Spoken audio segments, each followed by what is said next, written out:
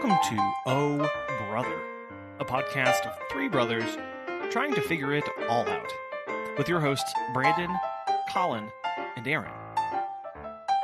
On this week's show, Rock Group Challenge.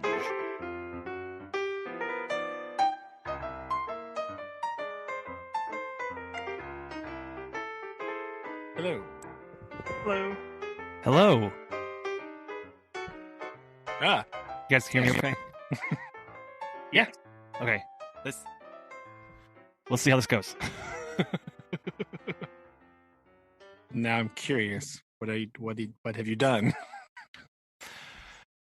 Oh no, we're down here at Dad's for today. Oh, okay. Oh. Yeah. What? Was there another spider? No. Yeah. No. No. No. Okay. No spiders. No El Tarantula. What it was basically Megan and kids needed a something different. So we're here. Oh, How are you? well, How are you? that's fair. I mean, Yeah. Hey. pretty good. If you hear thunder in the background, sorry. You guys got some good stories. Decided to storm like right this second. I mean, I do.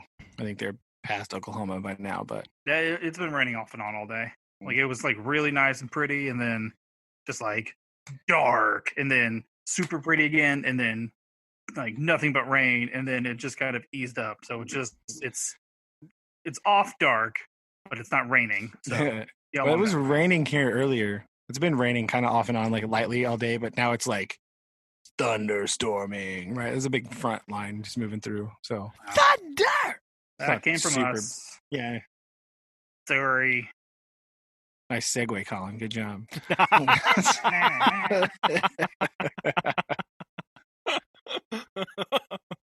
Way to go. It was it wasn't really intentional, but I was like, ooh, I can do this. I would have made that joke anyway if we're just being real. I know. Oh. I know. But it's a good segue. So as long as you are not broadcasting live from atop the windmill to try to get signal, we're good to go. Yeah. No, I'm in the basement as close to the router as possible. I'm on the floor. We're good. So, hunched over the little like under the desk. magazine Get rack close. thing. Right. Bring the old school desk over there. That'll help. Yeah. Just wheel a little school desk over there. Or I don't know, sit on the couch that's right there. That might be. Well, but I have to get the mic Okay. close to me, right? So that's the thing. That's true. Shout. Yeah. No. Oh, you guys had a good week? I mean, sure. Yeah, it was all right. Sitting around doing, it was really meh. It was really rather boring. So did some work. Got some stuff for the kids to do. Gonna do some more of that this weekend, so I have it to send out. And it'll be it. We're going back in on next week. We got it going on Thursday for round 2 of paper handouts to be disseminated to children through the drive-through. So, Oh yeah, I was Gotta gonna do say, what guidance did Desi give you on summer school, or have you heard anything? none. Oh no, I haven't heard anything about Cool. summer school. I just have the end of the school year. And even the superintendent is still trying to figure out what in the world that means, because I got an email from her this week at some point. Could have been yesterday. Hard to know for sure. I got a bunch of emails this week from them, so kind of about that. They're not real sure about what that means for summer school. Still don't know. So, Well, there's talk here in Oklahoma with schools of ending the school year, doing the online stuff, but also starting next year off like this also. So Yeah, I'd heard some people talking like that, but I don't know when. Missouri hasn't even thought that far ahead, so it's so far away. I still wasn't sure. Well, and I haven't read the whole thing that he said in Missouri, but like he just said the school year. Mm-hmm. Like I think I brought it before. Like, does that mean like what we were planning to go school year, or does that mean like where the fiscal school year ends at like the end of June or whatever? Where is that? Because the actual school year is over in May, but the quote unquote fiscal financial paperwork school year is June, the end of June at some point. So I don't really know so it depends on what he means by that. If he means there, then no summer school. I don't know if we'll do some like online-y summers, like keep doing stuff online through summer school. I don't know why we couldn't just do that. That doesn't seem like a problem, right? Like they're already doing it, so whatever, but we'll see what they decide. So I have not. Just had to go back in and do more paper. Sure. I think I'm going to do some videos because my class is a lot of like talking. So this like typing stuff is kind of getting old. So I think I'm going to try to do some like real short, like 5-10 minute like little reminder videos or talk about something sciencey or something like that to review that they can then like leave comments on or something just to mix it up a little bit. I might give that a shot if I can find a suitable topic to discuss. I have to go back through all my stuff and look, but I might try that too. So, yeah, that's about it. That's all I've been doing this week. Nice. Airman, what about you? Oh, kind of the same, literally just typing. That's all. Typing and talking to people on the phone. Like that's kind of really the whole department thing right now of, we have field workers and then we have to be on the phone with those field workers. And so it's just pretty much just documenting and calling people, a week or two later, doing follow-up stuff and, calling people and asking, so how's the family, blah, blah, and then just documenting. So I have typed about the same equivalent, I feel, of when I was in college, doing history and just typing all those papers. And I think I've typed either the same or more. It's just been nonstop typing, basically. And I'm sorry. And and calling people and you got talking a to cool old table. People and I did, yes. It's true. Thank you to the wonderful Girlfriend Foundation and Girlfriend Family Foundation for donating. You stole your girlfriend's table? That's messed up, dude. Table. Come on. No, the wonderful people at the Shelby searched Facebook and work and found table for Aaron Foundation. Well, hey, all right. So, ta-da! Yeah, it's really nice. I really like it. Sweet. Yeah. Collin, other than transplanting yourself into the middle of nowhere, right? To bunker. That's about it. That's about it. That's all we've done. Trying to think. Really, I mean, since we've last talked, I went on a cleaning binge in our house as far as just like getting rid of stuff, and it was amazing how much I was able to throw away. Like we have two pretty big trash bins. One is supposed to be for recycling, but as we discussed on a previous episode, that has been halted because of the pandemic, so that people, because it's hand sorted. So anyway, you can now fill both of them with trash, and so I did. Well, hey, it was things like, oh, I'm really hanging on to a lot of boxes. I don't think I need to hold on to this many boxes. Or I'm saving some like many yards of baling twine that I probably don't need. Or Yes, that's important. Your father would be mad at you for throwing that away. I know. So when he listens to this, he'll be very disappointed, and he'll probably send me a package of his baling twine stock so that I can replace it. Keep mine replaced. It's true. But yeah, other than that, that's you should have brought it down here. Yeah, I would have stored it for you. I've got your thing. Don't worry. Put it in the barn. Yeah. I mean, Dad does have more storage now. He does have a horse trailer, so. What? Yeah, Dad. Oh yeah. Dad purchased a horse by trailer. the way. But there is no horse, Go ahead. but there is a horse trailer. I was gonna say, but I was gonna say he doesn't have a horse again, does he? Like that's not. No, there is no horse yet. But no, yeah, I rolled up. I mean, you do need a trailer before you can get the horse. That's the literal cart before the cart horse. before the horse. Dun.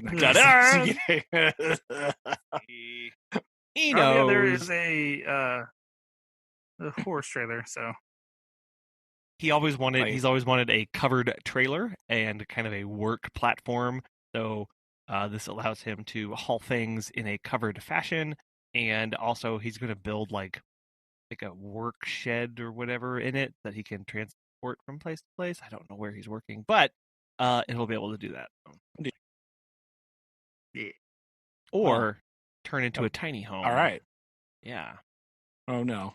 Yeah. So it was discussed because I was like, "So are you gonna DIY this and make this like a travel thing?" He's like, "Well, I was thinking about it." I was like, "Oh."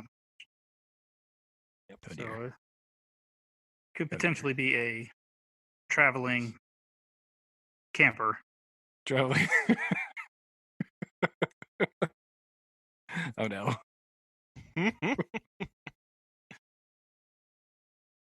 Oh, how like a long one, like one of the big long ones? It's just it's a 2-horse trailer. Oh, the real like short one, yeah, one of those little short ones. Okay, I figured it'd at least be the medium sized one, the big, Well, there we go. Trailering it up. So Colin's going to sleep tonight out in the horse trailer. Test it out. See how it works. Oh no. Things have gone all wrong. Yes. Why?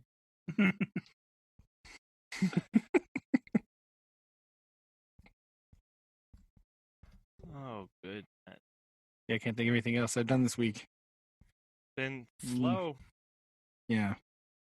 Oh. Yep. Did get, it's kind of off topic, but Shelby got me the Final Fantasy VII remake. No way. I will be playing there that. We go. There we go. Well, so they had the remastered medieval game. Yes. And I was like, man, and then like just like a need to bring back Daniel Fortescue. Came from the corner, and it was the Final Fantasy VII. I was like, oh, that's pretty. And then Shelby got it for me. Like, so that is what I'll be spending most of my time tomorrow. Either complaining or calling Brandon of, how do I beat this guy? Because I remember that grind for days. Whenever what do you gotta do? I first started playing, because I would mimic Brandon and watch when he would play, and then be like, I can do that, and then like not even getting out of the city. So grinding forever. That's what that game is. Grinding for life. Much grinding. Always. I've been thinking about trying to buy a new one too, because I don't know, and then I don't know what I want. That's the problem I have right now. It's like I kind of want a new video game to sit here with, but I can't buy that for Xbox. It's not a thing that I can do. So I'm like, I kind of want to play a new one. Just get Doom Eternal and call it good. I never liked Doom. I was never a Doom fan. Get the Metro series. Metro Exodus is amazing. Oh yeah, that's what you need. Yeah. Again, I don't know if right now is the time to be playing apocalyptic scenario. No, it's perfect. Come on. Yeah, I don't know. Lean into this. Lean. Well, because that also got me to play Dying Light again. I was like, post yeah, with parkour. it's true. Yeah. I'm not really a zombie fan either. I'm just kind of like, meh. Kind of Nor am take it or I, but leave it. I really like that game. Like, I never played any of the Dead Rising games, but Dying Light Yeah. is just fun. Yeah, I've never played one. Well, okay, I take that back. The only really zombie game I've ever enjoyed is Red Dead Redemption Undead Nightmare. Oh, okay, yeah, That's the only. that's okay. I like that one. But like, that was kind of it. I really like. Just not really into that kind of like horror-y genre. I'm just kind of like, meh, not really into it. It's not really my thing. I gotcha. So, I don't know.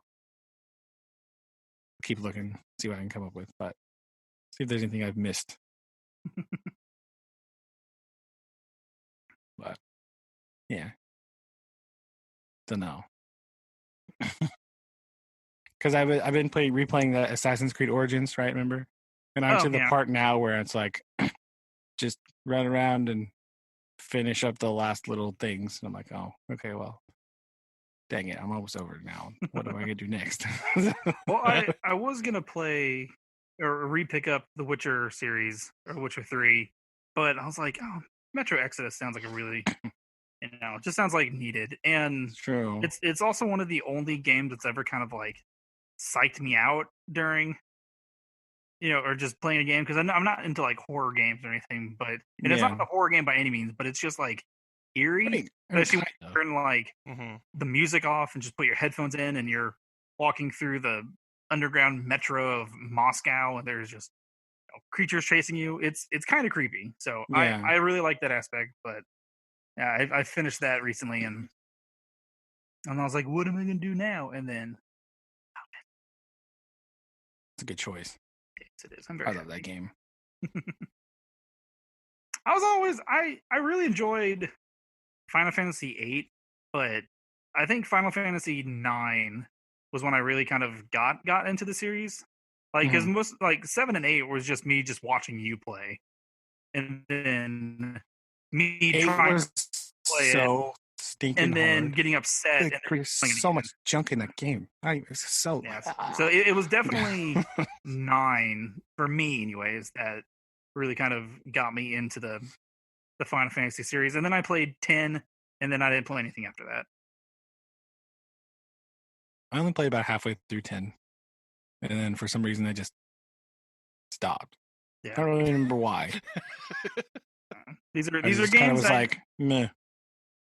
I've never beaten any Final Fantasy game, and so this will be Oh, I never beat Medieval either, so that'll be future list. But that game was. I remember the end of that game being hard. Yeah. Again, and so that's granted, like 12-year-old me. I wasn't very good at platform games like that, so it's not really platform, but there's some levels where you have to be very precise in your jumping, and I was not what you call, strategic or tactical, puzzly. Yeah, so points. It was fun. I really liked that game. Yeah. It was good. Oh, those of you game fans out there, you know that sound? It's a good one. Sure. Yeah, I need something else. Don't know what. Haven't decided what it is I need. Or if I need to replay something I have already. I don't really. I mean, yes, but I actually don't have a cowbell here. Amongst all of your other have one band paraphernalia, there's definitely a cowbell there. Oh, I'm thinking of Dad's. Not in my house. There's not, but I do have one of those little cowbells in my closet at school.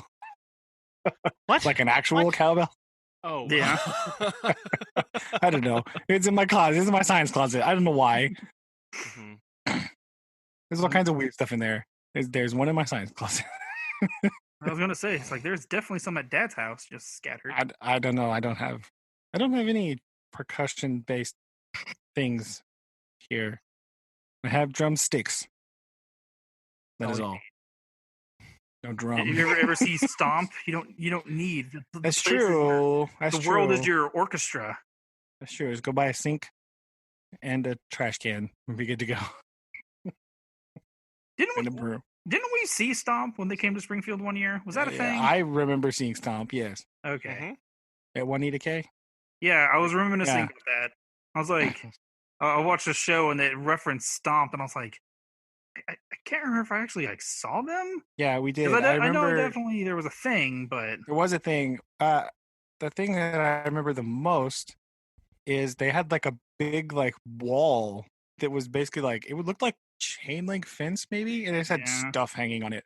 And they had like rappelled halfway down the wall, and there was just like junk all over this wall. And they were like swinging back and forth on the rope, playing on all the pots as they swung back and forth. It was so cool. I was like, what?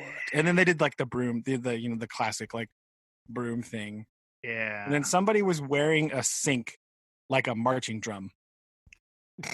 Okay. And they were playing maybe two people. They were playing a sink. It looked like a set of quads or quints, right? It was like that. They're wearing it like that. And it was just a sink. That sounds right. And we're going, wait, what? What are you? That is a sink. Yes. We also saw David Copperfield there, didn't we? Mm-hmm. Also, yes. Okay. Little things flashbacking in my memory, and I remember being freaked out by the ghosts. There was ghosts. That flew about the room, and I remember being scared about that because I was little. I don't remember why that happened, but I do remember that happening. I don't remember if it was. We saw him twice, didn't we? Mimi made us go twice. Mimi took us down to we see him also in Branson. went to Branson to see him. Yep. Yeah, at that one theater that's on the white one. I don't remember. The moon one looked like a big the moon house one? or whatever that Moon is. Theater? Half Moon Crescent Theater? I don't know what it's called. Something? Is that no? No, that's in. No, that's the Andy Williams Theater, the big one. Oh, I don't know. I also saw Mannheim Steamroller in that theater. Boom. There you go. And there's another random thing. He was like, well, we're gonna go watch this. Go. Like, okay. It's a very, very memes thing too. Yes. Yes, it is. Just like, all right. Susan went too. That was a Susan thing. Oh, that's cool. I don't remember what that thing's called though.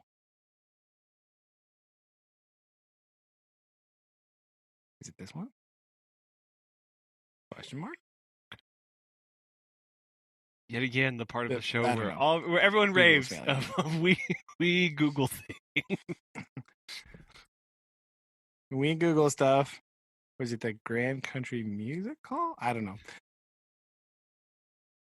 Here's one thing that, like, whenever I talk to people that are, not from the area of Branson, and because I've never been to Dixie Stampede, like that is one thing I've never been to. I have successfully made it this long without going. And people one of those things I'm kind of proud of. Get flabbergasted and they're like, "You haven't been to Dixie Stampede?" I'm like, no, like I'm from there. Like it's not. It's one of those things like to me. Like it's interesting, yeah, but I'm just not. I mean, it's not really that interesting. I don't really care. But it's like one of those things. Like I'm sure if you live by a place, like you just don't care about it, right? It's like people are like, "Oh man, do you want to go to Silver Dollar City?" No, absolutely not. Do not want to go there ever again in my entire life. Unless it's Christmas and Mimi kidnaps you to go. No, I didn't want to go then. I'm done. It's like, I'm over it. But it's one of those things where like people that don't like whenever you literally anywhere you go in the US, anywhere I've been anyway, you have that conversation with people. But where are you from? You just say, I live down by Bass Pro Shop in Branson. And they go, "Oh my gosh, that's so great." Like, oh, they know exactly the part of this Missouri that you're from. So they and they say that, "I bet you go to Bass Pro all the time." No, actually I don't. No, I do not. There's a zoo in that place, man. I go there all the time. Shockingly, no. I bet you always go to Branson. No. No. If No, by always never. you mean never, then Never if I can help it. absolutely.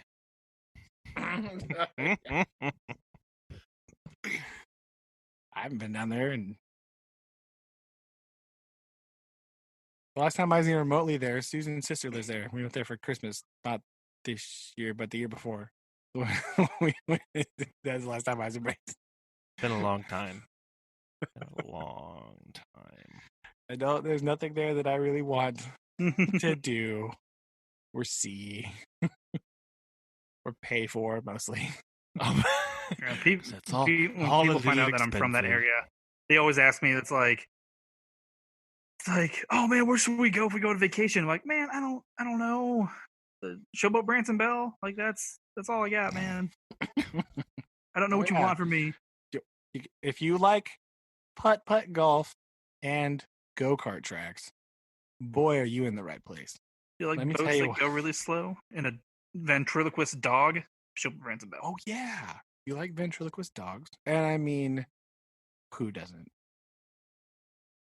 Man, I I guess would. he's still doing that. He's been doing that for like 20 years. If he's still down there, Yeah. Well, I would say, go ride the duck. whoa, too soon. No. Too soon. Too But- soon.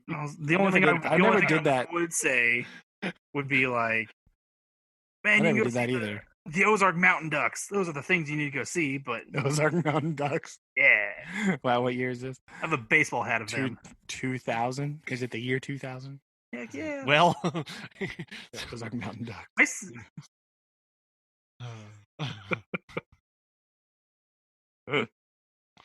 oh, that's a link always I'm going to have to forget that include in was the a show thing. notes. Oh my gosh. And then I drive by and go, oh yeah. What? Yeah. I still have one of the Boy Scout baseballs we got from them. Yes. Dad has a bunch somewhere too. Yes, he does. Lily and Noah have been throwing them at each other all day long. Yes. Yeah, we were here for literally 47 seconds, and I heard a loud clang and bang, and I ran into the kitchen, and they were throwing them around, and I was like, ah! Stop! Yeah, What are you doing? not a kid. They're learning. Perfect.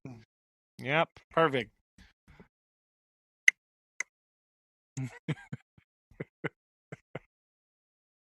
I mean, not to victim blame or anything, but when you just leave them on a bowl on the counter, like, I "Hey, what do you want?" Oops. Oh, man. Well, You know, we what's a small have child to do? You just know. got it laying there. there's this thing round. It's I can palm it and it can be thrown. So why not? Why not? It's And I have a younger brother. perfect for throwing. Weirdly, I mean, man, look at that.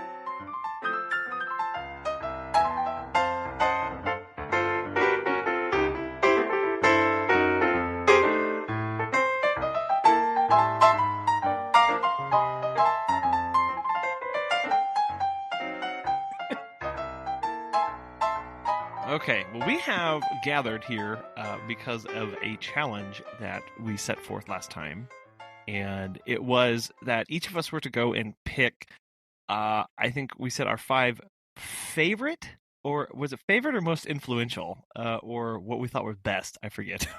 Either and or we're- both. We're gonna go with favorite because it kind of encompasses everything, right? Okay, cool. Current favorites, even. This is it's a note. At least if you're me, like this list changes like literally anytime you ask me. So this is today's answer. Yeah, I had like maybe 2, and then I kept like scrolling through today of like, well, I like only a few songs of these people. Well, I only like a few songs of these people. Yeah, I had that problem too. Like I was like, oh, I like wait, because I was like, oh, I like them, but then I realized what I really meant was like, I like 3 of their songs. It's like, well, does that mean they should make the list? They'll probably be in the. Some of those are in the honorable mention slot, right? But like, yeah, I had that. We'll talk more about that in a minute. But like, yeah, I had the same thing. I was like, oh, I love. Wait. Ooh. What I really mean to say is I like these 4 songs, Right. and I only listen to these 4 songs.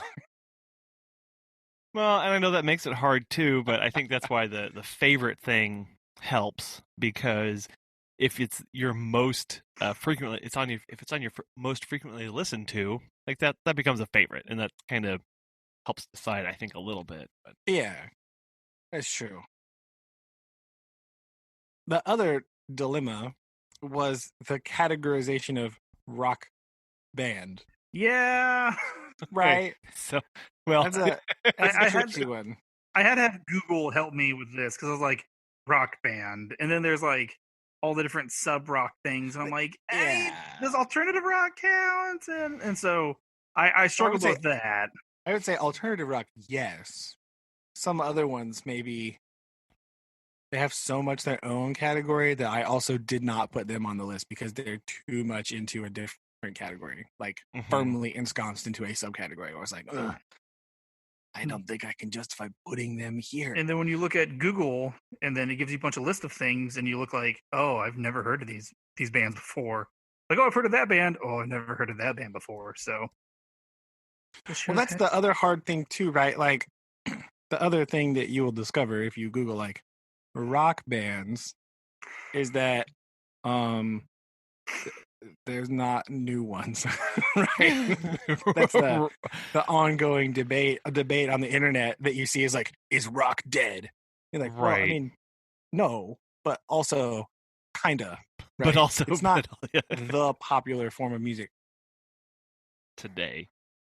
It's not the popular thing. There are new people playing like quote unquote rock band songs, and I talk about one of them here a little bit, but like it's not like the popular genre that is all over the place. You kind of have to hunt for them.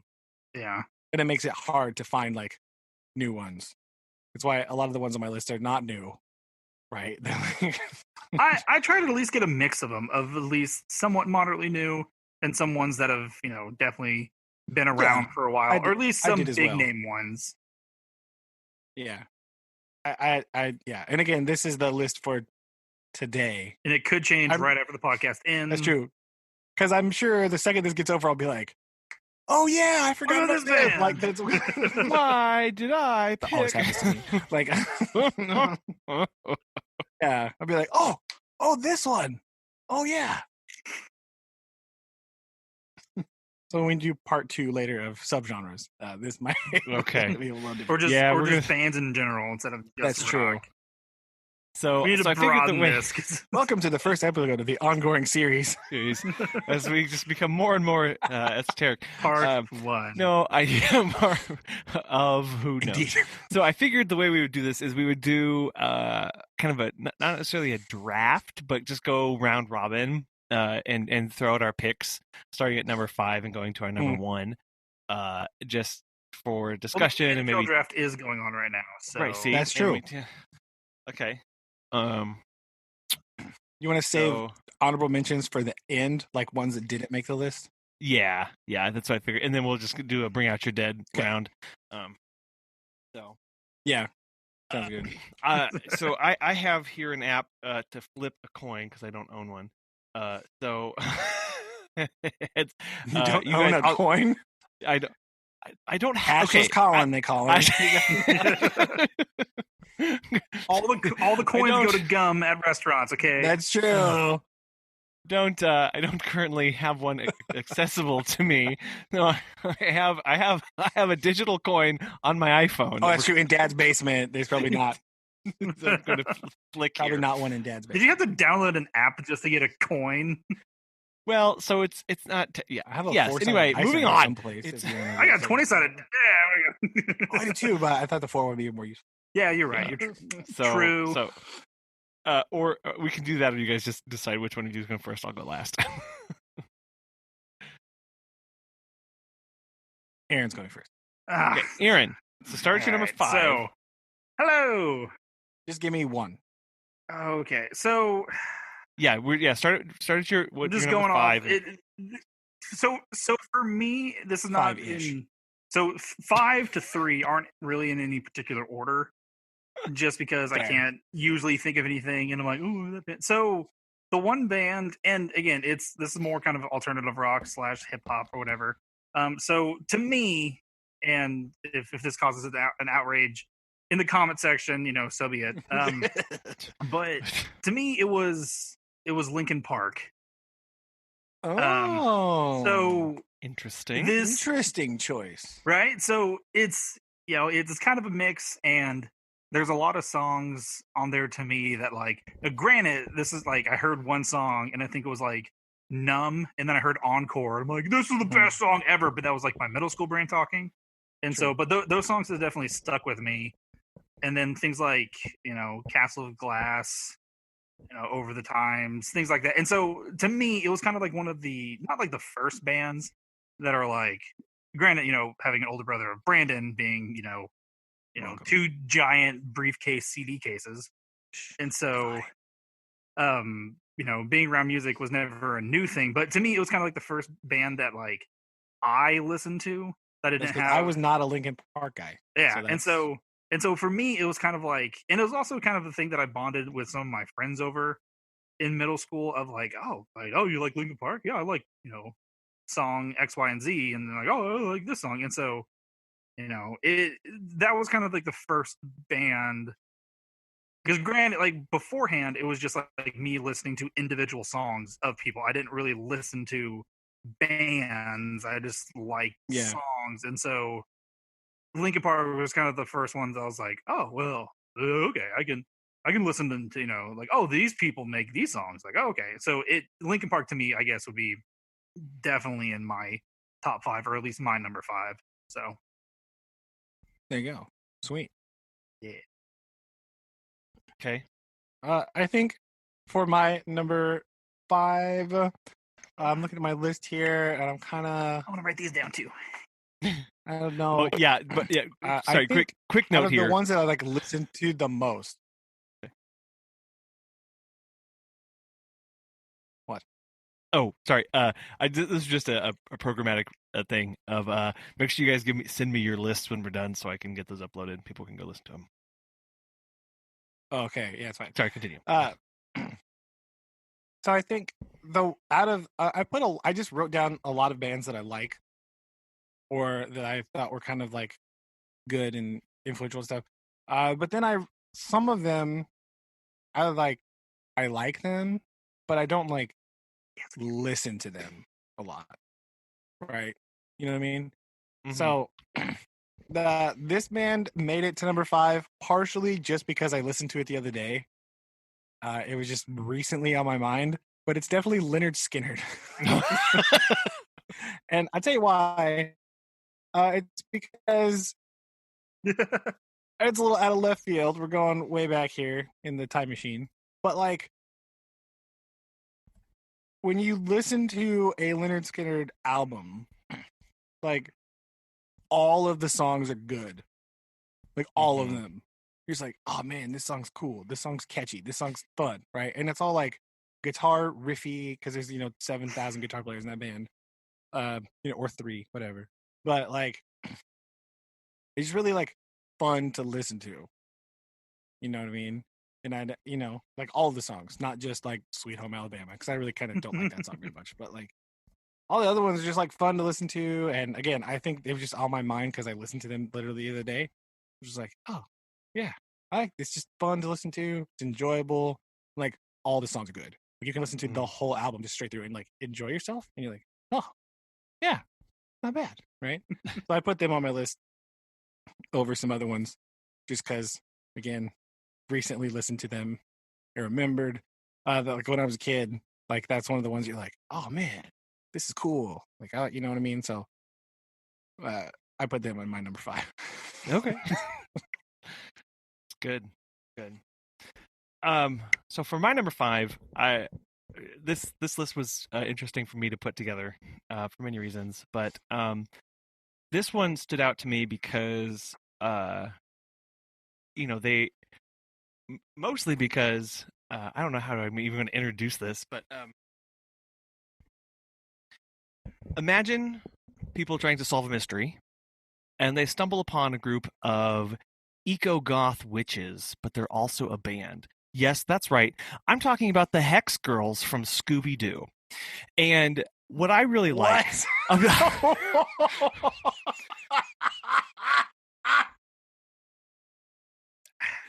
Dead. What? Hex Girl from Scooby Doo. All right. What in the world? Okay, you need to do some explaining here. First released, they but mostly because they started in obscurity as a band. They were, they first came out in a direct-to-release video, Scooby Doo and the Witch's Ghost. But they stood the test of time and were still producing songs up until 2010 and some things after that. So, it's kind of it's more grunge, I guess, if you really think about it. But I think that their self-titled song Hex Girls, and then they followed up another one, Earth, Wind, Fire, and Air.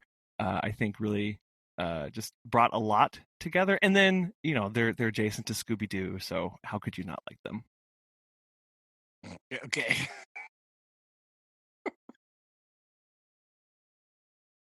Aaron. All right, Aaron. All right. Confused. So, that one kind of threw me off. You got small children, okay? It's just So this one was kind of more of, again, this is kind of more of, I don't know if it technically counts, and you can correct me if I'm wrong, because again, I kind of have like number 2, 2A, 2A, 1. That's fine. Yeah. No. To me, for more like not influential, but just kind of fun to me, like this is kind of one that I will always turn up the radio. Is Green Day. All right. Okay. And so, more importantly, and this kind of more came from like being in college, because we used to play not a lot, but some of their songs in our stand tunes. Like Holiday is a song that's always embedded in my brain because we always played it super up tempo. And so to me, it was always just kind of like a fun thing. Not really like, Green Day was my, like first love kind of things. And so it's not really rock, but it kind of is. It's kind of more punk rock. I mean, it's really punk rock. So punk rock. And so it was kind of a toss up between some of the other ones, but it to me, like, Green Day is just one of those ones that if it's on the radio, I'm like, all right, I can dig this. It's fair. I think the next one here.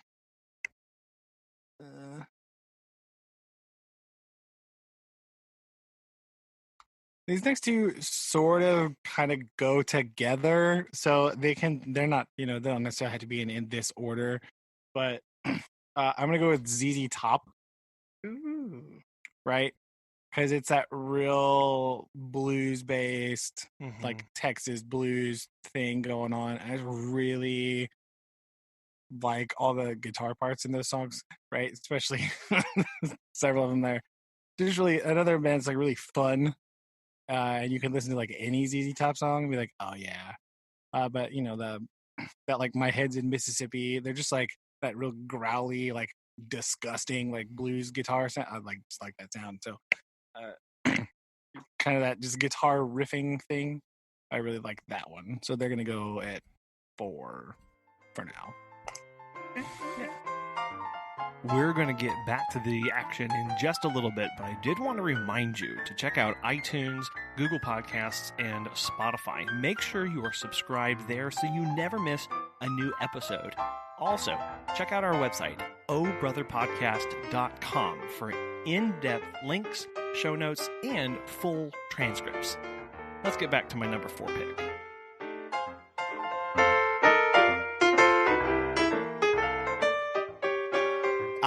I have a theme, and you are going to witness my theme. Okay, so we'll wait till the end for this unveiling. I mean, if I'm just being perfectly honest, my theme will probably be unveiled. You'll probably catch on pretty quickly by the time I tell you my number 4 one. Oh dear. So, with breakout hits like Inside, Outside, Upside Down, and Roadrunner, And one of the groups that I have on here that really transcended a lot of different mediums is Josie and the Pussycats from the Archie comics. Yeah. So not only did they branch out from comics, but they got their own live action movie in 2001, which was a terrible movie, but they still, rock on to this day, all the way, still hanging in there from the 60s. So, and they solve mysteries. So didn't they have a cartoon show? Yeah, that's what There was a cartoon show. Yes. Yes. Yeah. So yeah, my number true. 4 comes rocking in Josie and the Pussycats. Oh dear. Okay. Well, Aaron, I believe it's time for number 3. Oh, it's 3? Ah, crap. Yeah. All right. Well, with the third pick of the 2020 podcasting music draft, Aaron selects oh no. Yeah, screw it. We'll go Black Sabbath. Oh. nice. That'll be it's kind of that's my wild card pick. Mostly with the Ozmeister. Just being not Ronnie James Dio. Correct. The Ozzy original Sabbath lineup. Yeah. Okay. Yes. Yeah. And kind of him branching out. Lots of I had like a playlist of like songs that I was going to list out, but I don't know where my notes are. But one influential song from that, from Black Sabbath. People might think of this, completely differently, but for me, it was definitely playing on freaking Guitar Hero, War Pigs. Just playing it in my friend's basement. It's like, no, dude, we got to get to 100% on this. And then just like the 8 minutes of this song, just playing it over and over and over again. So that's always been, always stuck in my head. But I always just like, it's always kind of one of those things, a song will pop on and be like, is it Black Sabbath? I think it's Black Sabbath. And then the Mr. Ozzy, freaking, and then doing his own things. So, and then he's been kind of doing some more modern-esque things with, collaborations with artists, and he all strung out on all of the things, but he still has that awesome Ozzy voice. So, all right. Controversially, I decided a couple months ago that I do not like Black Sabbath at all. Yeah. Oh no. Okay. So I was listening to the whole album, the whole first album, and I think it's one of those things where you I like some of their songs, but when you all of my, this kind of bridges to my next topic or my next pick, just because I picked the ones that made my list were bands that I can listen to any of their songs. Yeah. And I like a lot of their songs, not just the ones that are popular, the ones that are on the radio. And so with Black Sabbath, there are 3. And then the rest of them, when I listen to them, I go, eh. Well, I didn't like that. I never really realized kind of how dark they were. Especially when I was younger. Very. I just never put 2 and 2 together of kind of how that song's very creepy, or that song. And so, especially with War Pigs, the only one I can literally name off the top of my head. But I just think since they've been kind of band that I've always thought of kind of off and on, they're not like the most influential, and I kind of struggled with having them on there because I think it was like a toss up between the Cranberries or somebody else. Ooh, good choice. And so I would say that it just for me, musically, their influences more felt down the line a little bit, because I like a lot of bands that were inspired by Black Sabbath. Yeah. I just don't necessarily love Black Sabbath. Black Sabbath, right? I gotcha. Just one of those things that I've been thinking about lately. I gotcha. But good number 3. 3. Okay. Yes. So my number 3. Pretty solid. Again, like I said, I've been trying to pick ones that I like the majority, if not like all of their stuff, right? And so it was hard because I have some bands on here where I was like that. They didn't fit my theme of I need to like a large amount of their work. Mm-hmm. And so I have a couple bands here that we'll talk about some of them later. And I was like, oh, I really like them, but like one album or a couple songs, right? And so I didn't put them on here. So for number 3, I went a little, since Aaron okayed straying from the strictly rock and roll path by some of his choices. I feel okay in saying that my number 3 pick is going to be Rancid. Okay. Because I love Rancid. I love, again, a lot of their albums. I really like the second self-titled Black one that not a lot of people like, right? It's cool because they made they're like a punk band, right? But they kind of have a lot of crossover appeal because a lot of their stuff is leaning poppy, right? But not like all the way, because they never were real big on the radio, at least in the Midwest here. Obviously they're huge out on like the West Coast where they're from and stuff, but they're just like, it's just so dang catchy and just like it, and it's just really fun music. And Matt Freeman, the bass player, is a monster, and I love listening to that stuff. But like they made like I really love the second self-titled album, which a lot of people don't like because they're like, oh, it's too different. But after they made And Out Come the Wolves, which is a great album, it's one of my favorite ones, a lot of people are like, oh, it's too soft, blah blah. They're like, all right, okay, fine, Blam, Black Album, and it's awesome. So it's not like hardcore punk or anything. It's not like some weird like New York hardcore or something, but it's like just different. It's more like aggressive. It's cool. So they changed up a little bit, but they're just a fun to listen to. I just really like Branson. And again, it's because I can listen to like lots and lots and lots and lots and lots of Branson songs. And just like if you sit and listen to just like the whole album, and it's like, oh right. Yes, I like these. That's my number 3. Number 3. Okay. Yeah. My number 3. Oh boy. What boy. Animated band is this? Hey. So, the band from Tatooine. It's not. It's not mine. Anyway, we'll get back to that one. No. So this one, I have memories of listening to this one. Growing up, Saturday morning cartoons, since we might as well just go ahead and throw this out there. And you guys may remember Doug. And the band. Okay, so so his favorite band in that, they were called The Beats. And they were obviously a knockoff of the Beatles, but they kind of took it and turned it and made it kind of an indie punk rock kind of thing. And I don't know, that was really fun because it was as a kid being able to watch somebody be a fan of somebody. And then it was neat because then they inspired him to write his own song called "Banging on the Trash Can." I don't know if you guys don't remember that one. I don't. But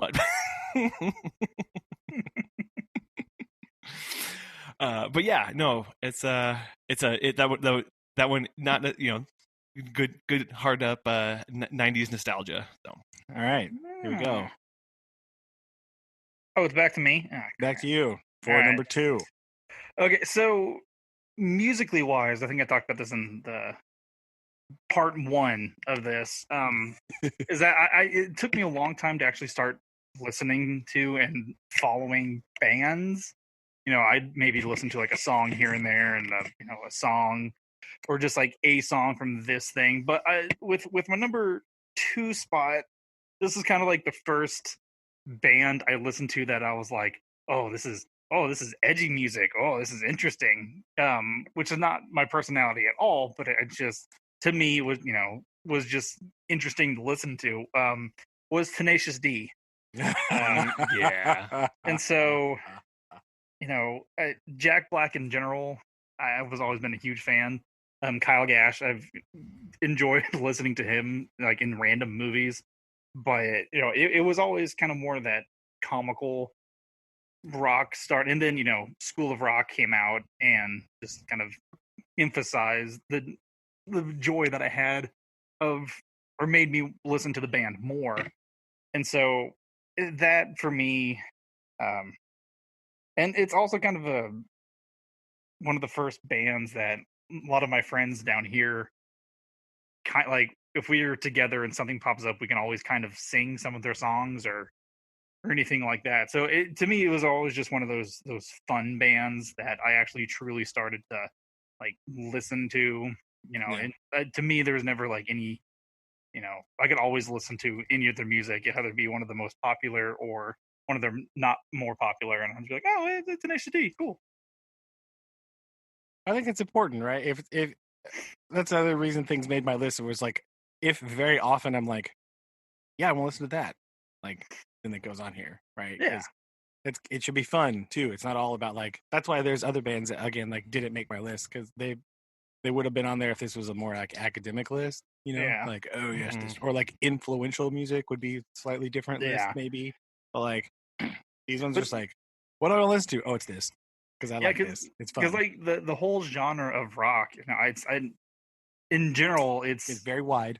yeah, it's very wide. There's different kind of subgenres off of it, but I just never really truly listened to rock music, and so that's why my list was always kind of a little bit more on the warped side and a little bit more of the like, is that rock? Yeah, that's close enough. And so again, like I never truly listened to like one particular band, because a lot of times I could get like the CD or the soundtrack or something, and I'd play song 1 and I'd skip to song like 4, and then I'd skip to song like 12, and like, oh well, I'm done. But like with Tenacious D, and then my first one, I could literally let it play on 1 and then just go off and not have to worry about skipping any. Yeah, that's important, because again, just trying to you can listen to a lot of this stuff. Yeah, is good, makes it fun. Just 2 still. Let's see. Yes. Okay, this one's hard. Okay.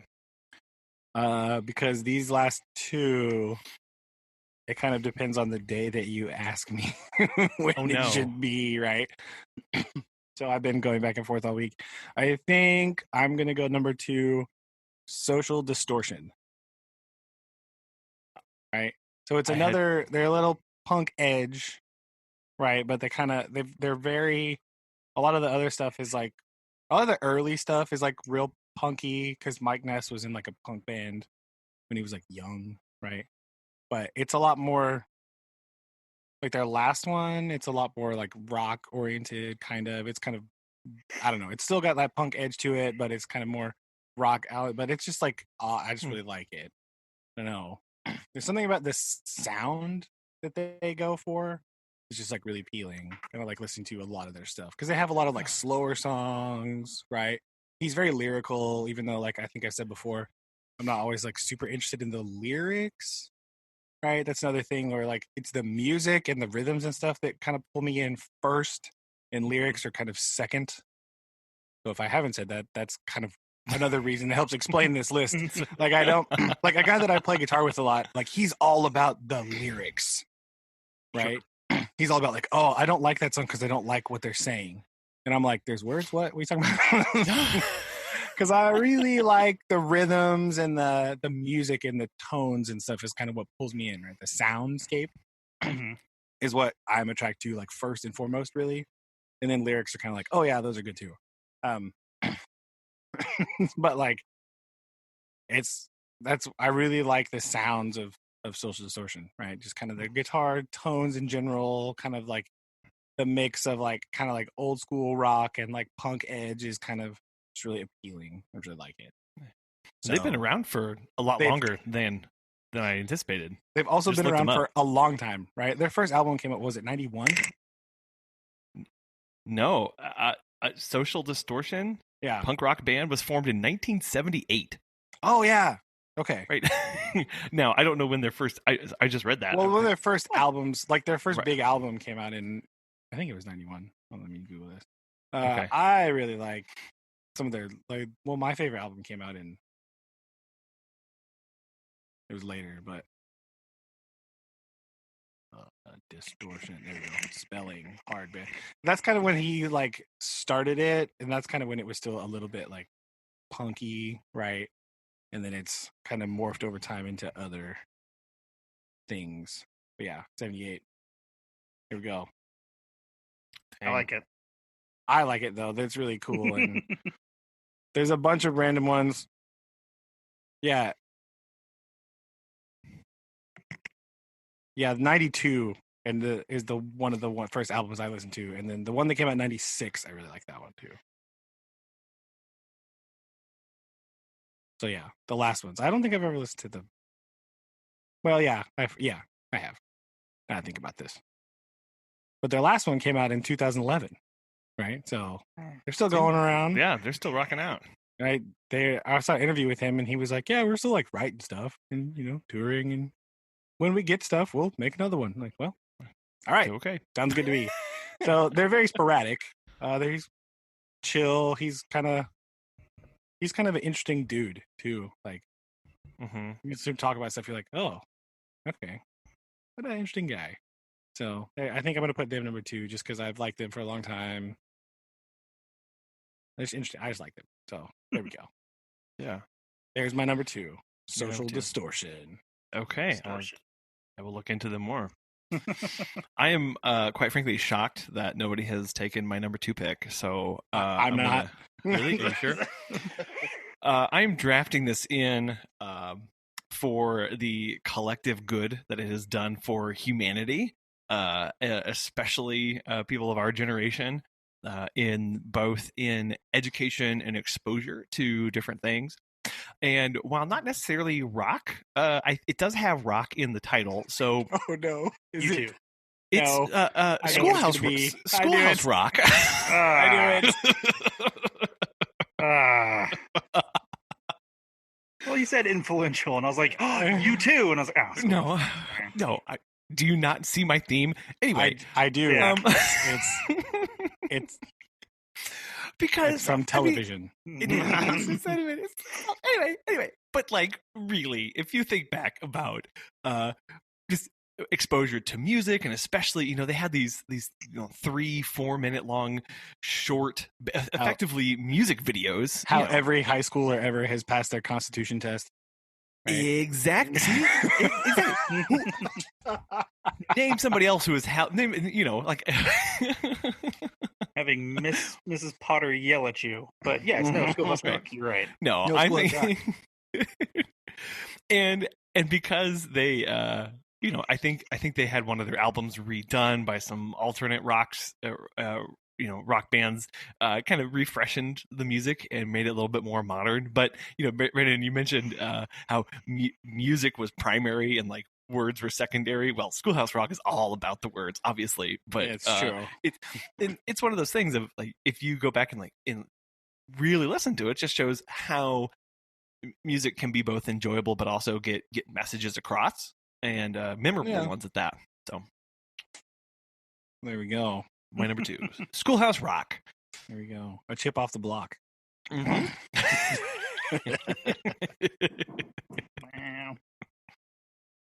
Okay. So are we doing number? Let's do. Are we doing honorable mentions and then number 1? Or I think we should do number 1 and then do about what was left off. Yeah. Okay. So give a recap of your previous 4.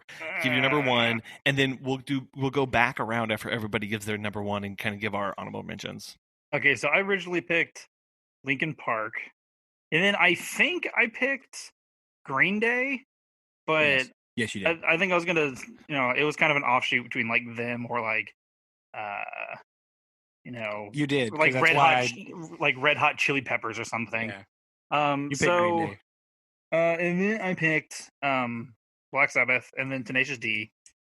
So my number 1 pick, they're kind of more of a modern-esque rock band. It kind of started in 2009.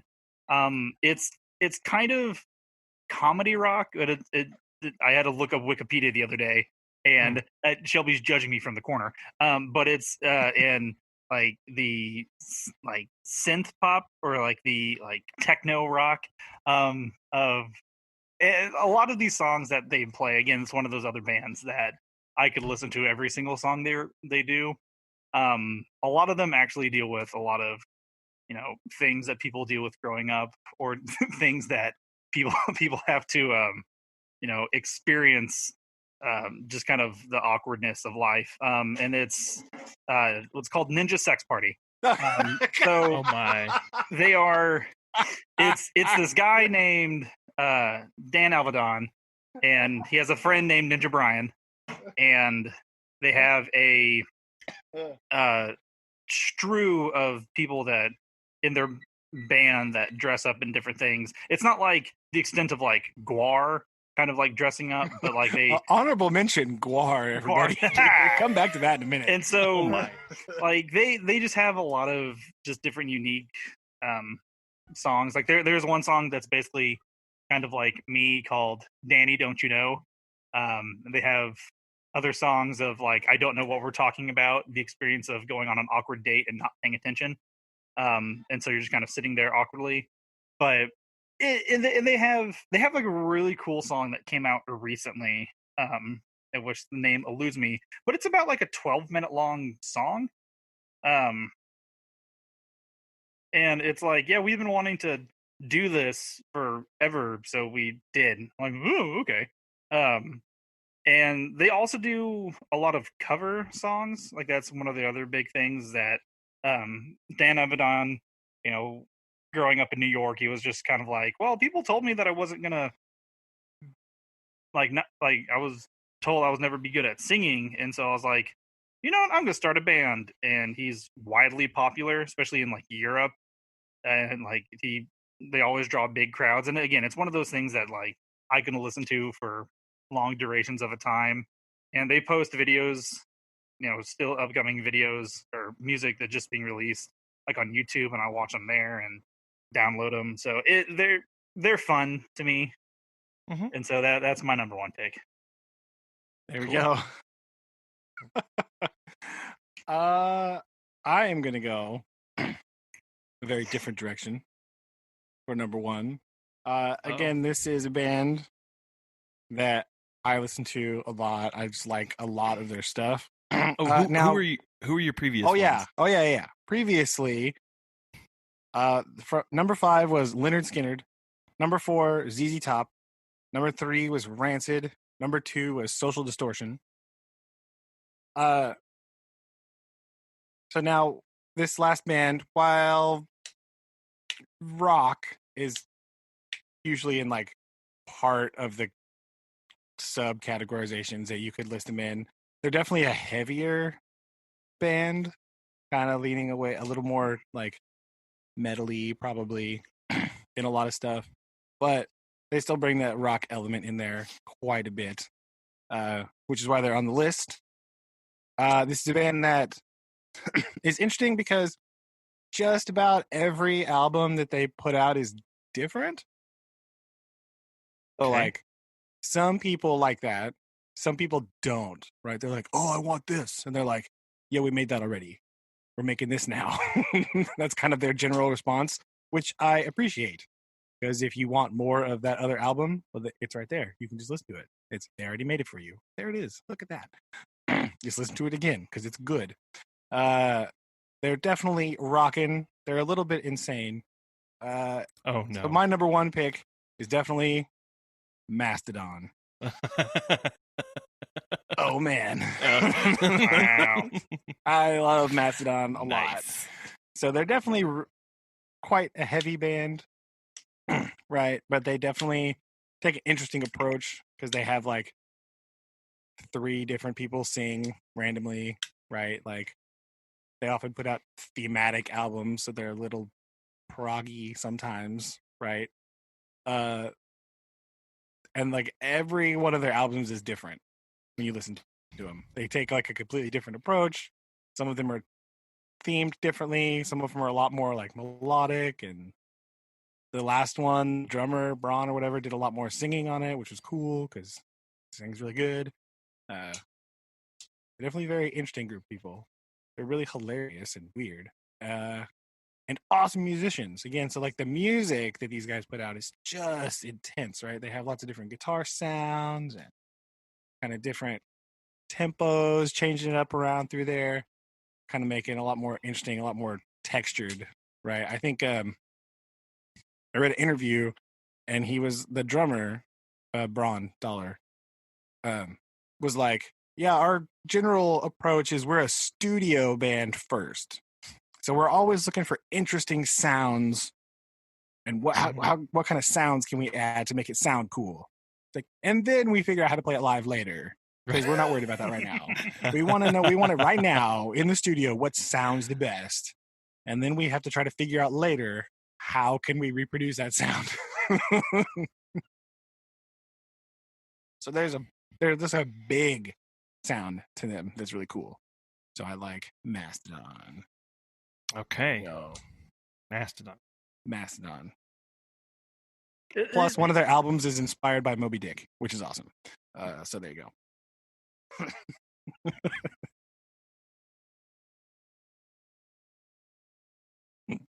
Okay. Well, I am, for mine, I'm just rejiggering something here, and I think I'm going to do a slight break away from my theme leading up to this. But it's still... Well, then recap first, and then I'm going to guess. Okay. Typing. Okay, sorry. Okay, so my lead up to this started off, I think, pretty strong with the Hex Girls, leading into Josie and the Pussycats, then the Beats, then number two and number one. I mean, I could really flop these back and forth. Number two was Schoolhouse Rock, and while I that one is really hard to beat just because, I mean, it's got rock in the name. This next one, I mean, when we think of, when I think of rock bands, I tend to think like, lead guitarists, but I also think that a good rock band has a really strong drummer. I know what you're going to pick. I already know. You don't know. I know. In the ranks of like Neil Peart, Keith Moon, Dave Grohl, Copeland, Starr, and I'm going to throw Animal in there. I knew it. I'm picking for my number one, Dr. Teeth and the Electric Mayhem from The Muppet Show. I knew it. And yes, they're kind of a house band, but they're more, I mean, at their core, they're a rock band, and they're based on all sorts of personalities, and they jam and they rock out with real live rock musicians and jazz performers too. So I think, when you think of genre jumping but driven by those drums, it really is, I think it's pretty much rock in a nutshell. You can't get much better than Dr. Teeth and the Electric Mayhem. I knew it. I knew it. I knew it. Just wanted to say, I knew it. There we go. So, well, fine. Okay, so we have completed our top 5 round out. And there we go. I think we can go back through and just do a quick breakdown of if you want to expand on anything, or if you want to just do your Bring Out Your Dead. So, yeah, I didn't really want to expand. I think pretty much good, but I did want to add some other stuff or talk about any other things that you didn't put on the list, maybe. So, Aaron, do you have stuff that didn't make the list? Oh, well, I try to keep it minimalistic as possible, and then, just trying to dig, because my problem was I couldn't come up with a good set of songs for numerous bands, because again, I didn't listen to full albums. So for me, like, it was there was at least one or two songs that were very kind of influential, and kind of especially when I listened to them when I was younger, listening to them now, it's like, oh wow, this actually had a lot more deeper meaning. So things like the Cranberries, and bands kind of like that. The other band that I was kind of thinking along those lines was Red Hot Chili Peppers, because that was some of the first MTV music videos I ever really watched was Red Hot Chili Peppers. Muse was another band that I didn't really know about until I got to college. And we did a whole kind of marching band show based around Muse, and Knights of Sidonia is just super awesome in general.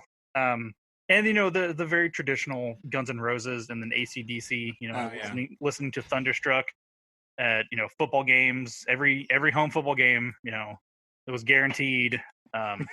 It is guaranteed. So someone up there in the press box was going to be playing Thunderstruck, and so my list wasn't too extravagant, except for the Who, HU, the Mongolian music that you guys. Oh man, yeah. So I've been listening to a lot of them, and so they would have made my list, but they were like literally a week or two of me actually finding out they existed, so I didn't really count them.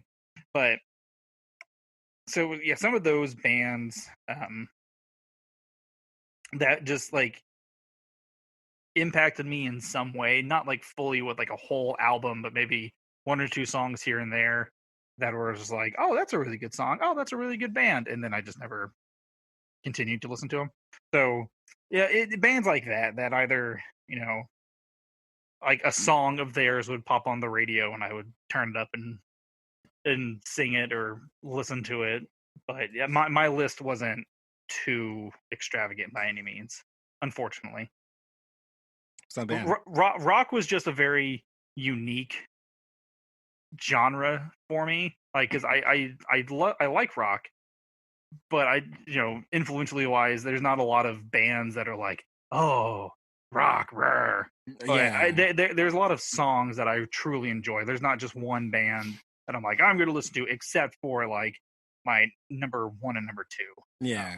So that was kind of for me on that. Sounds good. Yeah, I agree with that last statement because like it kind of depends, right? Like especially when I think rock, the definition changes so much, and it's so broad, because rock in the 60s does not sound like rock in the 80s. Yeah. Right. There's like a very specific connotation sometimes to like rock music. Right. So you can break it down to like 60s rock. And it has a very distinct sound. Right. Whereas 80s rock has its own distinct sound. So it kind of depends on what you like or what you're in the mood for, that kind of thing. But there are these super distinct things, even with just in the category, not even talking about like subgenres and all that crazy stuff. So it can be tricky. But yeah, I left off a couple bands that are like influential to me personally, like when I was younger, and I just don't really listen to them anymore. The first one has got to be like the Beatles, right? Yeah, because I like the Beatles. Right. When I was a kid, I was like obsessed with the Beatles. Like unhealthily obsessed with the Beatles. Not unhealthily, but like a lot. And I don't really listen to them anymore, but I think they were a pretty big influence into like the start of my musical journey, right? If you can say it like that. And another one is definitely Led Zepplin, because I used to listen to them a lot, specifically Led Zeppelin 4. I think that's one that Mom had on record, and I listened to that a lot when I was a kid too. They kind of definitely drove my appreciation for like heavier sounding music. But again, that's not a band that I'm always like, oh man, I want to listen to a ton of Led Zeppelin. Right? It's like a little bit here or there, and I'm good. A lot of times they play it on the radio, and I'm like, okay, I don't really like this Led Zeppelin song, but all right, whatever. And they do have a tendency to go on a little too long. Like you can stop now. That's fine. Also, I left off Red Hot Chili Peppers, kind of like Aaron was saying. Like I really love Red Hot Chili Peppers, but I love like 5 Red Hot Chili Peppers songs. So I didn't really think that needs to be on my list. Also, in what Aaron's talking about, there's a number of things that I just wanted to mention briefly, talking about like things that inspire me or things that I found like recently or like new things that are happening in like rock landscape, right? And some of these are specifically to artists, but I just thought it was worth mentioning. Like, one band that I've really liked listening to a lot recently, they're not really traditionally rock, but it's a band called Elephant Gym. And they're like a 3-piece band from Taiwan, and they're kind of like this like math prog rocky band thing. They're super awesome. They're fantastic. It's so good. So I really like them. Also, there's another guy. If I pronounce this wrong, I'm sorry. His name is Umdu Mokhtar. He is a guitarist from like Saharan Africa. I think he's Tuareg. There's like a movement of like Tuareg dudes that play guitar in North Africa. And it's kind of awesome. There's a whole bunch of them, but he's my favorite one that I listened to so far. This is what YouTube does to you people. Get you stuck in these things. Where you're listening to dudes playing guitar from Northern Africa, and he's amazing, right? So it's kind of like the Tuareg are like a nomadic people, and they're kind of inspired by like 60s guitar stuff and Jimi Hendrix and all that stuff. So they have this very distinct, interesting style. It's just really cool. I just really like it. Right? I'm not like blasting the car, but every once in a while at home, I'm like, oh, I'm listening to more of that guy because he's cool, right? And that like, there's a lot of people on YouTube specifically that like, that's just kind of where they got famous. Kind of like Aaron was talking about with his number one, right? It comes from online. That's not what's the radio isn't really driving the rock stuff anymore, or music in general a lot. So it's like online stuff is really pushing it. So there's like some online guitar people that are just really fun to listen to. Like, you know, I put on here like Rob Scallon. You listen to his songs. They're crazy. They're very like instrumental, and they can be very weird and silly, and he does all kinds of stuff. And like people like Mary Spender, right? She's like a singer-songwriter, kind of like rock inspired. She's inspired by like Dire Straits and John Mayer kind of stuff, right? But she's also like super awesome. So that's like a whole nother thing, right? It's like online stuff. And I wanted to, if you have not heard of this last person, you need to, like, in a hurry. I don't know who hasn't, but there's this lady, and she's just like been all over the place in the last couple years, and she's like a rock guitar monster. Her name is Nita Strauss. Have you heard of this lady? She's currently the touring guitar player for Alice Cooper, and she's amazing, right? So she has like solo stuff too, like instrumental rock solo album thing. It's pretty awesome. So lastly, honorable mention, Nita. Boom. Okay. The Hurricane. I think she's fantastic. I'm gonna need for you guys to send me your list. I tried to capture some of that, most of that, but I didn't catch nearly all It's of fine. it. So I'll do that in a minute. Yeah. I don't know why this just popped in my head, but another band that I guess would have made my honorable mention list, and kind of what Brandon was talking about with, was it Mastadon? Of very big production stuff. Styx. Oh yeah. Yeah. That was another very big production. Like I had a CD of them, and then when I actually started to learn more about it, they're like, oh, they like, instead of like a music video here and there, they would literally put on like full Broadway productions of their stuff, and I was like, well, that's interesting. But a lot of the stuff that plays on the radio now or comes up from the Styx, I'm like, oh, well, that's actually kind of cool. So yeah, you don't ever think about them, and then you hear a Styx song and you go, oh, I like this song. Yeah, pretty great. Yeah. Oh yeah, speaking of big production, that reminds me, Nightwish. I know we've talked about them before, I think. I might have mentioned them before, but Nightwish is also another band that's like, oh my gosh, these guys are amazing. They just came out with a new album too, which is why I just thought of that. But like, they are so theatrical and so over the top and crazy. And that singer lady, oh my good grief. You get goosebumps listening to her. Oh my goodness. So there's another good one. Okay. Good. Well, obviously my theme, what I tried to pick was rock bands from TV or movies. Yes. Right. It might have been obvious. For those of you who weren't paying attention, that's kind of where I was going. And I don't know, I wanted to make this a little bit different for me to just explore, because some of these I hadn't revisited in a while, so I had to actually do some sleuthing. Because at first I was like, well, let me just like, I know when I think of, because I wanted to do like an animated thing. But if you like look into those, you start going into more of like, I don't know, like Death Clock or those kind of things, and those are actual. Those are the Gorillas. The Gorillas. Shout like, out to Gorillas. So By the way, if I were actually drafting an actual virtual band, it would be Gorillas. Would be my number one, like just flat out. Because like seriously.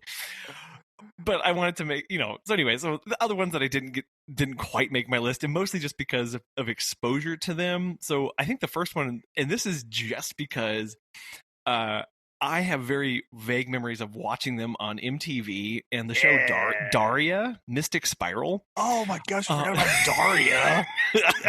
Holy cow. So let's go way back. Wow, way back. There was Daria. There was just so much tied up in that show, and then to have the band, which they didn't actually ever really play that much music, but they just kind of embodied a kind of grunge, band. You're like, kind of, what? Sorry, shut up. Continue. Okay. Okay. I'm really concerned. But and then another one, Timmy and the Lords of the Underworld is another one that didn't quite make my list, mostly just because, again, they're there. I have watched episodes with them in it, but I don't quite have the same feelings and emotion to them as I do these other ones. And then, yeah, if I were actually going to be drafting in a virtual band, it'd be Gorillas, because, I mean, come on. So absolutely, Gorillas are awesome. Collin saying virtually either be more cartoony, but I couldn't think of the band's name. But the band, you guys seen the movie Scott Pilgrim vs. the World? No. Never mind. But I know the movie. I know what you're talking about. Yeah, there's a band in it, and there's a battle of the bands, and I just really I've seen like that scene band before. Yeah. But you said virtually, and I was like, what movie band else is there? I'm like, Scott Pilgrim, because I actually really like that movie. It was one of those random movies that are like, oh, this is actually really cool. Yeah. Another band that I just remembered was on my list, but I don't think I said for honorable mentions was the Black Keys.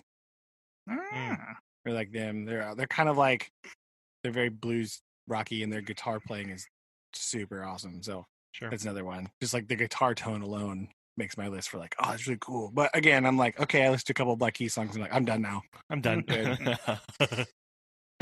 Sure. I was typing my list to send you, and it's like, oh, I forgot to say that. Oh. Whoopsie daisy. Okay. Well, yeah, no, I think that was a quite the tour de force of tastes. It's definitely diverse. Reasons, diverse. Let no one ever say we did not present a diverse grouping of. That is true. Oh, yes, for sure. Very true. Goodness.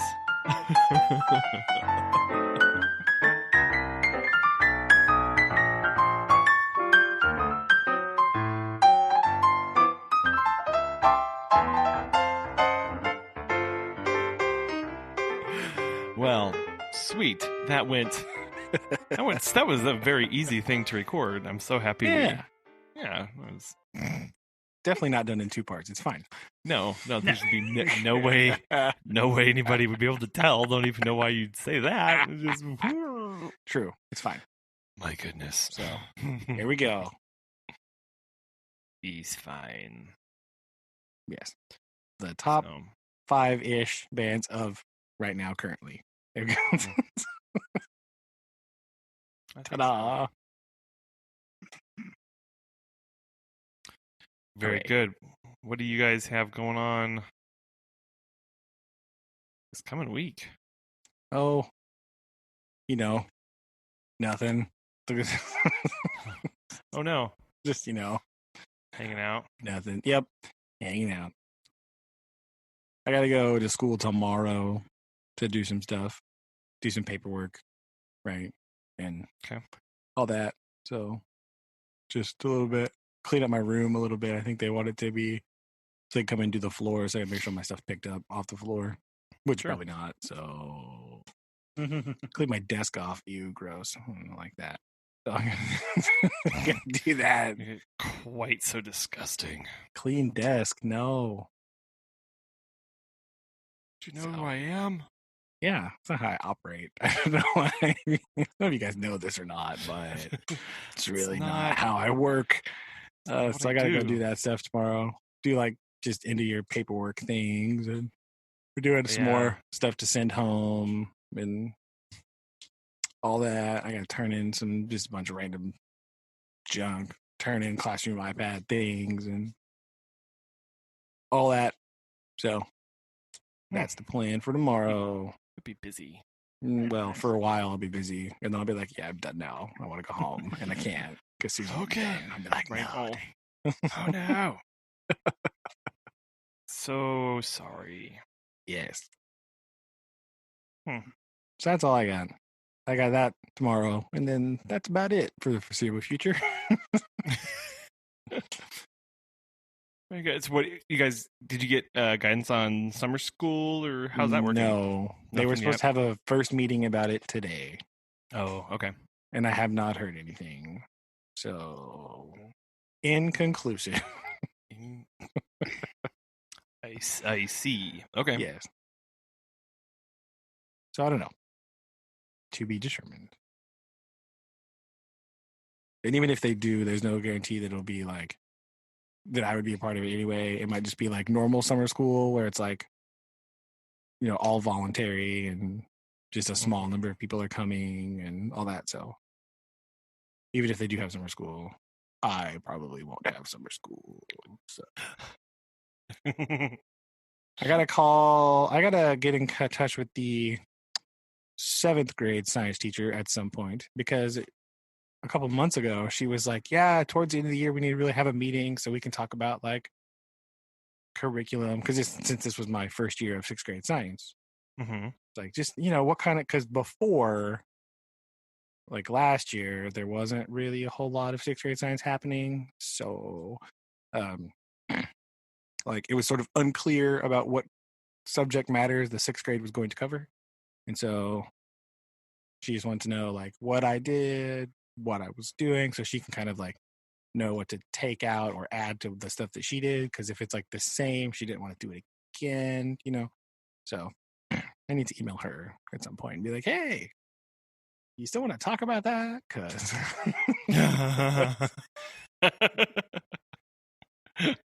and I didn't do it yet because I don't know if anybody out there has ever looked at the state curriculum standards on the internet, but they are a pain in the butt to read online. So I have printouts, but they're in my desk at school. So if I need them, I'm going to get them tomorrow so I can call her and talk to her about it, and so I can have something to look at while I'm talking. Like, oh yeah, I did these ones and I did these standards and we talked about this stuff, just to get some basis, because otherwise I'm gonna be like, the one about the thing and the other thing, and there was some rocks in there somewhere and some maybe so I gotta do that. I'm gonna get in touch with her and see what's up. But that's basically all I got.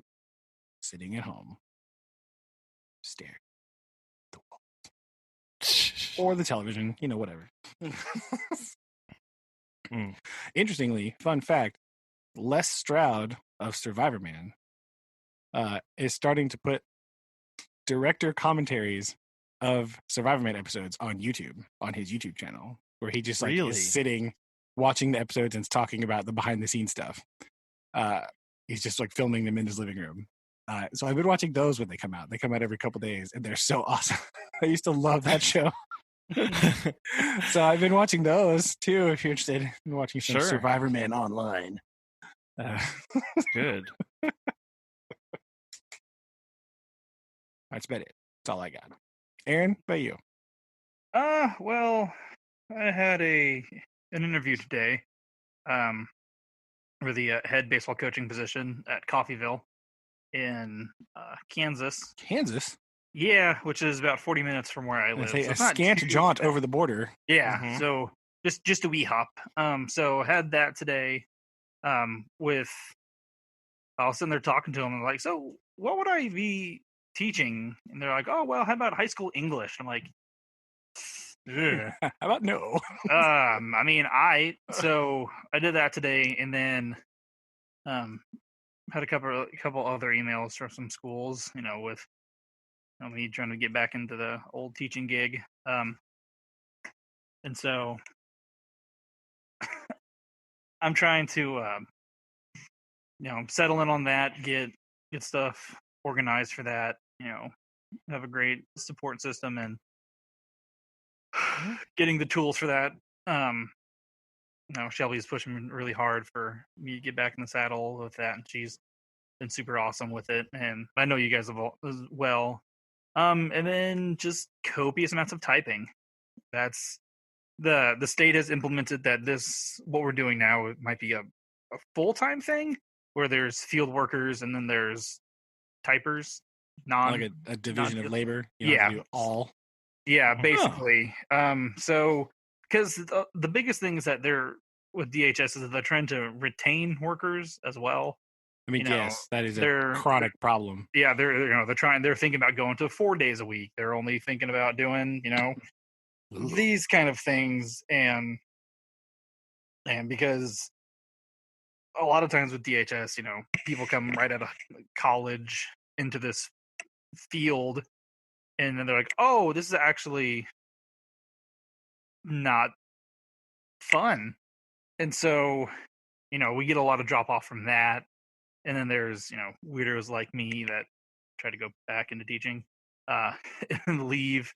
And so it's a very high turnover rate, especially in larger cities. Tulsa and Oklahoma City just get, they literally hire people in bulk. And then, by the end of the month or two, maybe a fraction of those people will still be there. And so they try to, they're trying to come up with new different ways and new different methods to keep people, which is fine. Like, I totally understand it, but also kind of at the same time, it's just like, well, I mean, this job's never going to be perfect for people because you still have to deal with, some very interesting clientele. And so it's kind of nice to be able to,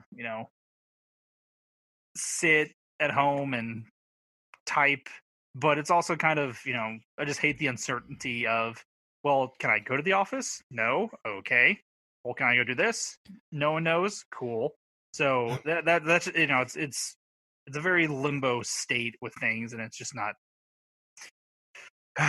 It's not the system that and of course there was no way to kind of see how the state would react to something like this, but there was absolutely no plan put into place. Like, I remember we had a Zoom, a Skype meeting like on a Monday, and then by Wednesday they're like, the thing we talked about, yeah, we're not doing that. I'm like, guys, come on. So that's everything on my end as of the moment. Not bad. Yeah. Collin. Yeah, not a whole lot here. The apparently state offices are supposed to be opening back up by Monday. Yes. Does that include you? Unclear. Of course. Waiting for further directives. So still trying to figure out all what that means for us, because like I said, we really don't know, and it's really annoying. Which is, it's whatever, it is what it is. But so that's really where we are, is just trying to waiting to see what they tell us, what they want us to be doing or not doing, or doing more of, or doing less of, I guess. So yeah, it's all fun stuff, I guess. Yeah, it's something. So well,